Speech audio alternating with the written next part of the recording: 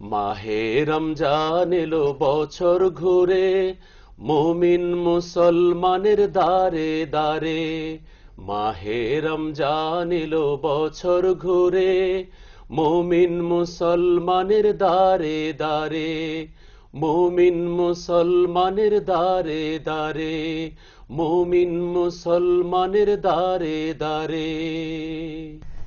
আসসালামু আলাইকুম ওয়া রাহমাতুল্লাহি তাআলা আযজা ওয়া জাল্লা ওয়া বারাকাতুহু।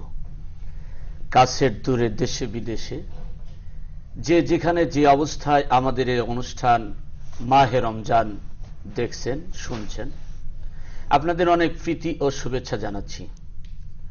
এ মাস লাইলাতুল কদরের মাস। এ মাসে অবতীর্ণ হয়েছে মহাগ্রন্থ আল কোরআনুল কারীম। ইন্না আনজালনাহু ফি লাইলাতিল কদর। কদরের রাত মহা মহিমান্বিত, বরকতপূর্ণ, সওয়াবে পরিপূর্ণ, হাজার মাস থেকে উত্তম। আর এই মাসের গুরুত্ব, তত্ত্ব, তাত্ত্বিক পর্যালোচনায় আজকে আমাদের সামনে যারা আজকের এই অনুষ্ঠানে আলোচনা করবেন তাদেরকে আপনাদের সঙ্গে পরিচয় করিয়ে দিচ্ছি। আমার পাশে বসা হযরতুল আল্লাহ মাওলানা ইনামুল হক কুতুবী। আসসালামু আলাইকুম ওয়া রাহমাতুল্লাহি ওয়া বারাকাতুহু। বিশিষ্ট ইসলামিক চিন্তাবিদ, প্রখ্যাত মুফাসসির হযরতুল আল্লাহ মাওলানা আব্দুর রাজ্জাক সাহেব। আসসালামু আলাইকুম ওয়া রাহমাতুল্লাহি ওয়া বারাকাতুহু। তারপরে যাকে পরিচয় করিয়ে দিচ্ছি একজন গবেষক, লেখক হযরতুল আল্লাহ মাওলানা ইউসুফ আলী। আসসালামু আলাইকুম ওয়া রাহমাতুল্লাহি ওয়া বারাকাতুহু। সর্বশেষে যাকে পরিচয় করিয়ে দিচ্ছি ইসলামিক আলোচক এবং শিক্ষক হযরতুল আল্লাহ মাওলানা আব্দুল মান্নান আরিফি। আসসালামু আলাইকুম ওয়া রাহমাতুল্লাহি ওয়া বারাকাতুহু। শাহরু রমাজান আল্লাযী উনজিলা ফীহিল কোরআন। নাজিল হয়েছে কোরআন এ মাসে। আর এই কোরআন যে রাত্রিতে অবতীর্ণ হয়েছে সেই রাতের নাম হলো লাইলাতুল কদর। আমরা প্রথমেই হযরত মাওলানা আব্দুল মান্নান আরিফির কাছ থেকে প্রাথমিক আলোচনা আমরা শুনতে চাচ্ছি। আল্লাহ তাআলার রাসূল সাল্লাল্লাহু আলাইহি সাল্লাম একদিন মসজিদে নববীতে সাহাবীদেরকে নিয়ে আলোচনা করছিলেন যে বনী ইসরাইলের কিছু লোক যারা 1000 বছর ইবাদত বন্দী করার পাশে তারা জিহাদে লিপ্ত থাকতো, কিন্তু তখন সাহাবারা বলল, ইয়া রাসূলুল্লাহ, আমরা তো এত দীর্ঘ হায়াত পাবো না, আমরা কিভাবে এত ইবাদত বন্দী করব? আল্লাহ রাসূল এবং সাহাবীদের মধ্যে আলোচনা হচ্ছিল। সেই মুহূর্তেই হযরত জিবরাইল আমিন এসে বললেন, ইয়া রাসূলুল্লাহ, আপনার উম্মতের কোনো চিন্তার কারণ নাই। আপনার উম্মতের জন্য আল্লাহ তাআলা একটি রাত্র উপঢৌকন দিয়েছেন, যেই রাত্রটি 1000 মাস চেয়ে আরো উত্তম। ইরশাদ হচ্ছে, ইন্না আনজালনাহু ফি লাইলাতিল কদর ওয়া মা আদরাকা মা লাইলাতুল কদর লাইলাতুল কদরে খায়রুম মিন আলফি শাহর। ইরশাদ হচ্ছে, নিশ্চয়ই আমি এই মহাগ্রন্থ আল কোরআনকে এই সম্মানিত রাত্রে অবতীর্ণ করেছি। হে আমার হাবিব, আপনি কি জানেন সেই সম্মানিত রাত্রটি কি? অবশ্যই আল্লাহ রাসূল জানেন না, আল্লাহই জানাই দেন। সেই সম্মানিত রাত্রটি হলো 1000 মাস চেয়ে উত্তম। মুফাসসিরগণ লিখেন, যেহেতু খায়রুম বলা হয়েছে, শুধু 1000 বললে হবে না, 2000 বললে হবে না, হাজার হাজার রাত্রির চেয়ে আরো উত্তম। আল্লাহর নির্দেশ ক্রমে যে সমস্ত ফেরেশতা দুনিয়া অবতরণ করেন এ বিষয়ে আমরা আরো আলোচনা শুনবো আমাদের মাওলানা ইউসুফ আলীর কাছ থেকে। এই পবিত্র রমজান মাসের গুরুত্ব বৃদ্ধি করে দিয়েছেন শুধুমাত্র একটাই কারণ, এই রমজান মাসে আল্লাহ পাকের পক্ষ থেকে নাজিলকৃত সমস্ত আসমানি কিতাবগুলো নাজিল হয়েছিল। পাশাপাশি মহাগ্রন্থ আল কোরআন রমজান মাসে নাজিল হওয়ার কারণে আল্লাহ রাব্বুল আলামিন রমজান মাসের গুরুত্ব বাড়িয়ে দিয়েছেন। তথাপি লাইলাতুল কদরের রাত্রিতে কোরআন নাজিল হওয়ার কারণে কদরের রাত্রির গুরুত্ব এবং মর্যাদা 1000 মাস অপেক্ষা উত্তম করে দিয়েছেন। শুধু তাই নয়, আল্লাহ রাব্বুল আলামিন এই কদরের নামে একটি সূরা পবিত্র কোরআনে অবতীর্ণ করেছেন এবং এই সূরায় তানাজ্জালুল মালাইকাতু ওয়ার রূহু, এই রূহু শব্দের তাফসীর মুফাসসিরিন কেরামগণ করেছেন যে জিবরাইল আমিন একদল ফেরেশতা নিয়ে কদরের রাত্রিতে অবতরণ করেন যারা দাঁড়ানো এবং বসা অবস্থায় কদরের রাত্রিতে ইবাদত করেন, সেই সকল ফেরেশতাগণ তাদের উপর দোয়া করতে থাকেন।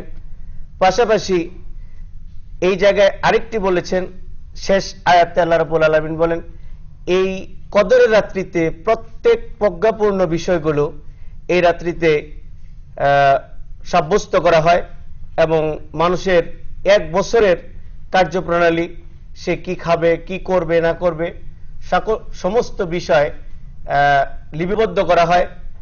আর সূরায় আরেক জায়গায় বলেছেন যে ফিহা ইফরাকু কুল্লু আমরিন হাকিম, এটি এমন একটি বরকতপূর্ণ রজনী যে রজনীতে মানুষের যাবতীয় কর্মকাণ্ড লিপিবদ্ধ করা হয়।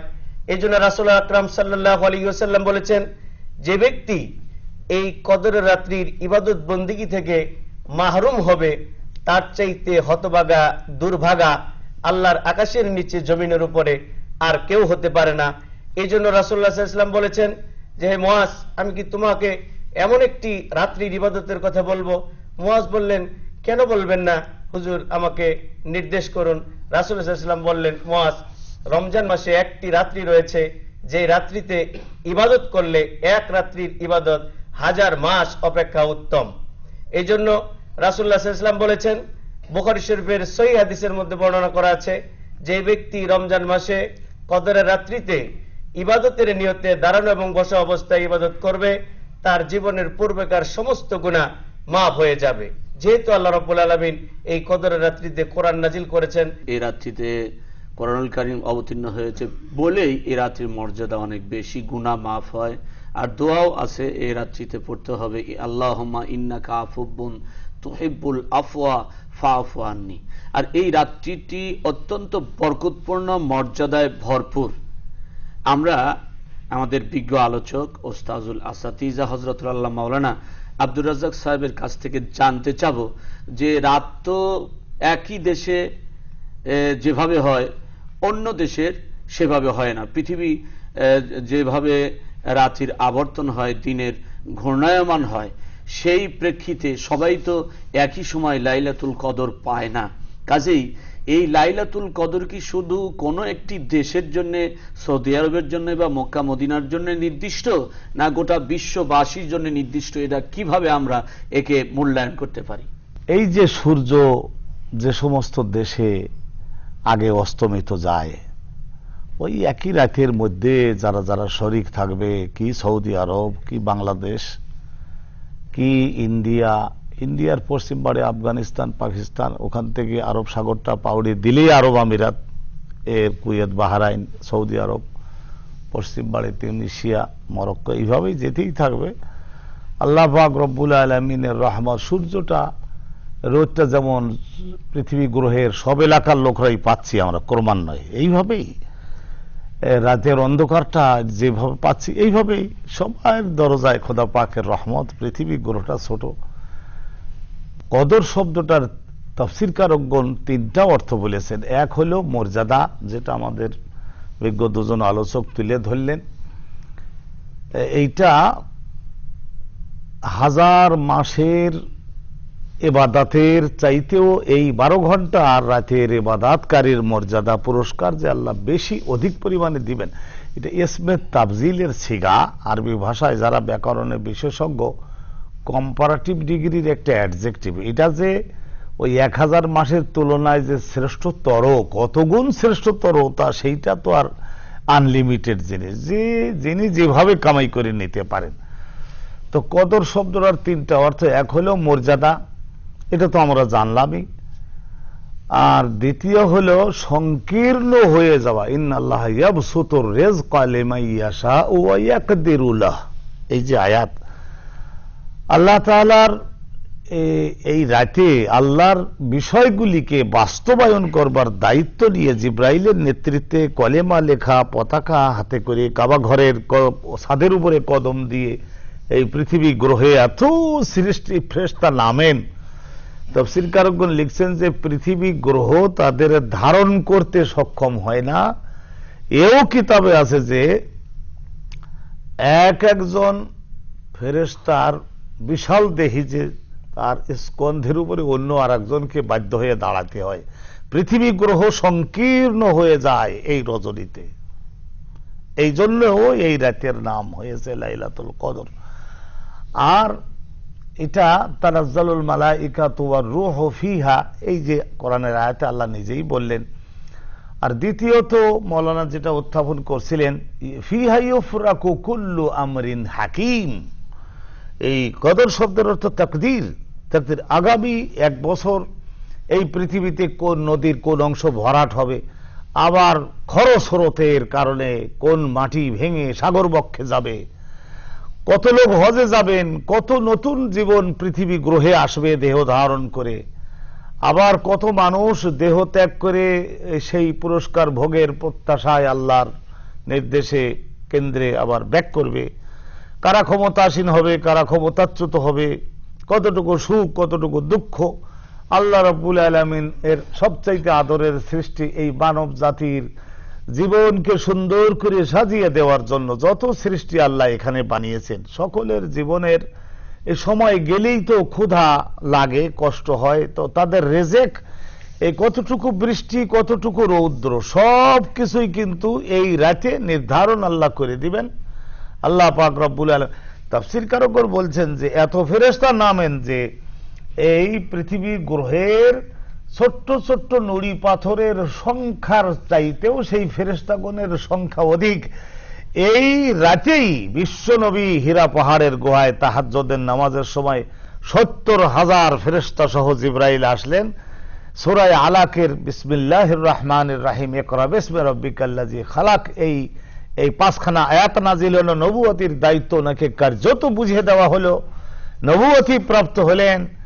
এই যে রাত, এই কোরআন নাজিলের কারণেই, 30 পারা কোরআনের কারণেই 30টা রোজা ফরজ হয়েছে। অতএব রোজা, তারাবি নামাজ, লাইলাতুল কদরের ইবাদতে সবকিছু আমরা গেল সুন্দরভাবে করি। খোদা আমাদের সেই সৌভাগ্য নসিব করুন। আমাদের সর্বশেষ আলোচক হযরতুল আল্লাহ মাওলানা এনামুল হক কুতুবী এ বিষয়ে তথ্যতাত্ত্বিক আলোচনা করবেন। লাইলাতুল কদর, শবে কদর, এটি এমন একটি মহিমান্বিত রাত, যেই রাতটি আল্লাহ সুবহানাহু ওয়া তাআলা তার প্রিয় মাহবুবকে হাদিয়া দিয়েছেন, উপঢৌকন দিয়েছেন। আল্লাহর হাবিবের মাধ্যমে এই রাতের অধিকারী আমরা হয়েছি। এখানে একটি বিষয় আমাদের প্রথমেই বুঝতে হবে, লাইলাতুল কদর এত দামি রাত কেন? মাহে রমজান এটা দামি মাস, কারণ এই মাসে আল্লাহ সুবহানাহু ওয়া তাআলা সমস্ত আসমানি কিতাবগুলোকেই অবতীর্ণ করেছেন।